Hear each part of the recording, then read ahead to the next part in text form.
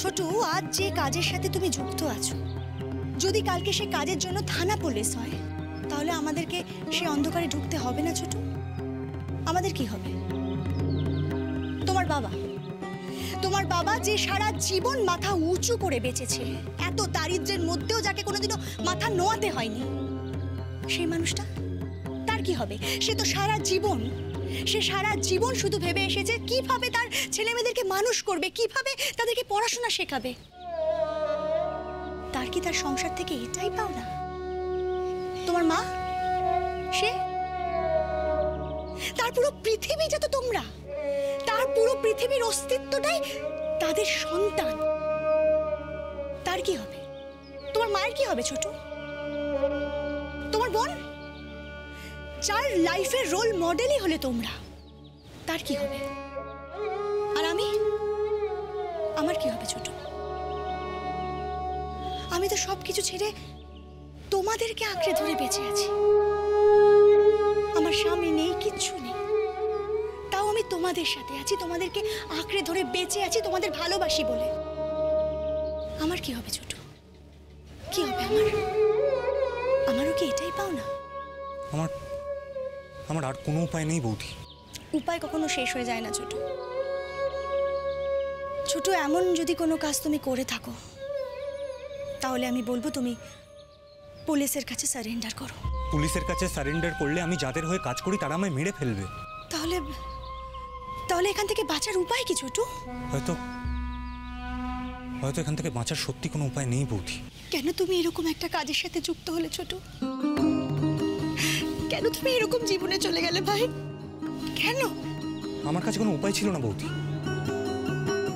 দাদা মারা যাওয়ার পর যখন দেখছিলাম দিনের পর দিন আমার পরিবারটা অর্ধাহারে অনাহারে পড়ে আছে, যখনই গাড়ি চালিয়ে যে টাকা রোজগার করছি তাই দিয়ে আমি কিচ্ছু করতে পারছিলাম না। আধবেলা শুধু খাবার জোগাড় করতে পারছিলাম। ঠিক তখনই আমার কাছে একটা প্রস্তাব আসে, গাড়ি করে কিছু মাল পৌঁছে দিতে হবে, আর তার জন্য এক্সট্রা টাকা আমায় দেওয়া হবে। আমি জানতেও চাইনি ওগুলো কি ছিল, আর আমাকে ওরা কোনোদিনও বলেও নি। কিন্তু হঠাৎ একদিন আমায় পুলিশ চেস করে। আমারও সন্দেহ হয়। সেদিন তো আমি কোনো মতে পুলিশের হাত থেকে বেঁচে গেছিলাম, কিন্তু ফিরে এসে আমি জানিয়ে দিই আমি এ কাজে আর থাকবো না। কিন্তু তখন ওরা আমায় বলল এ কাজে ঢোকা যায় কিন্তু বেরোনো যায় না। আমি যদি বেরোতে চাই তাহলে ওরা আমায় পুলিশে ধরিয়ে দেবে। তারপর আর কি, দিনের পর দিন এইভাবেই চলছে। যারা আমাকে দিয়ে এই কাজটা করায় তারা ঠিক কী করে আমি জানি না।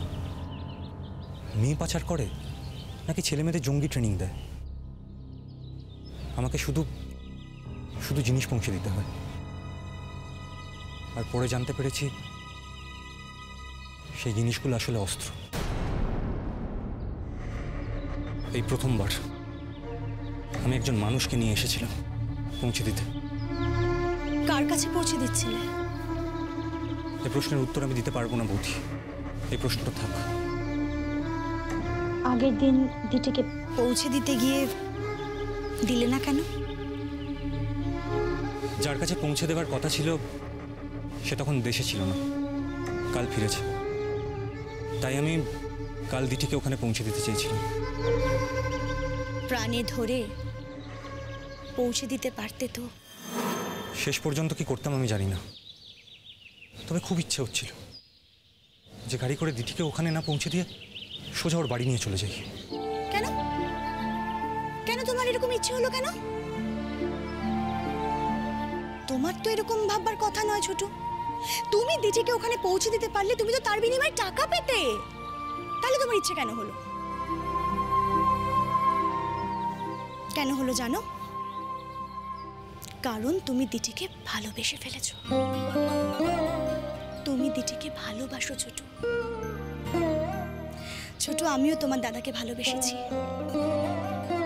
আমি জানি ভালোবাসা কি জিনিস। আমার জীবন থেকে ভালোবাসা চলে গেছে বলে এই নয় যে ভালোবাসার চিহ্নটুকু আমি বুঝতে পারবো না।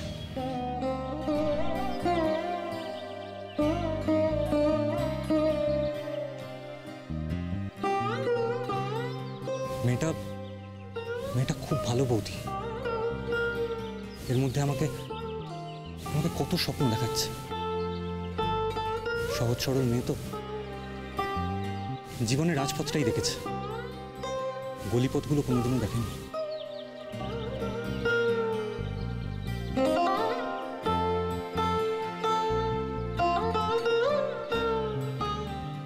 ছোট, অন্তত দিদির কথা ভেবে তুমি সব ছেড়ে দাও। বললাম না, এটা শুধু আমার একার হাতে নেই। আমি যদি এই কাজটা ছেড়ে বেরিয়ে আসতে চাই, ওরা আমায় মেরে ফেলতে পারে। আমি যদি পুলিশের কাছে যাই, ওরাও আমায় মেরে ফেলতে পারে, জেলে পুরে দিতে পারে। আমার নানা রকম শাস্তি হতে পারে। আমি এখন কি করবো বৌদি? তবু তুমি আইনের কাছে মাথা নামাবে, আইনের সাহায্যই নেবে। দরকার হলে সবার নাম বলে দেবে, যারা যারা অন্যায় করেছে সবার নাম বলে দেবে। তুমি বুঝতে পারছো না বৌদি, ওরা রক্তবীজের ঝাড়ের মতো। আমি যে কয়েকজনকে দেখেছি, তার বাইরে আরো শয়ে শয়ে লোক আছে, সারা পৃথিবীতে ছড়িয়ে। ওদের সাংঘাতিক নেটওয়ার্ক, আমি তোমায় বলে বোঝাতে পারবো না বৌদি। ছোট ছোট, বাঁচবার কি কোনো উপায় নেই? এইভাবেও তো তুমি বাঁচবে না ছোট। যে কোনো দিন, যে কোনো সময় পুলিশের হাতে এনকাউন্টার হয়েও তো তুমি মারা যেতে পারি। তাহলে সৎ পথে লড়াই করেই মরাটা ভালো।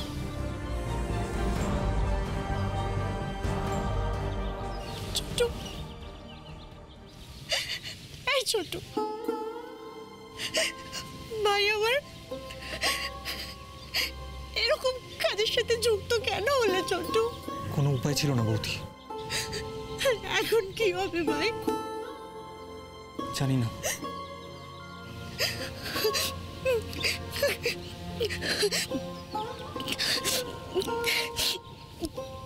দিদির কথা কিছু ভেবেছো?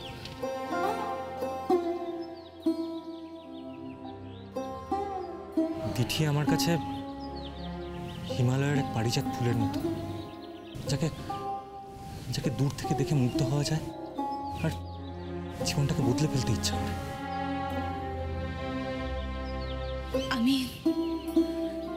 আমি যতদূর জানি, যতটা ওকে বুঝেছি, ও অনেক শক্ত মেয়ে। ও যদি কোনো সিদ্ধান্ত নিয়ে নেয়, সেখান থেকে ও সরবে না।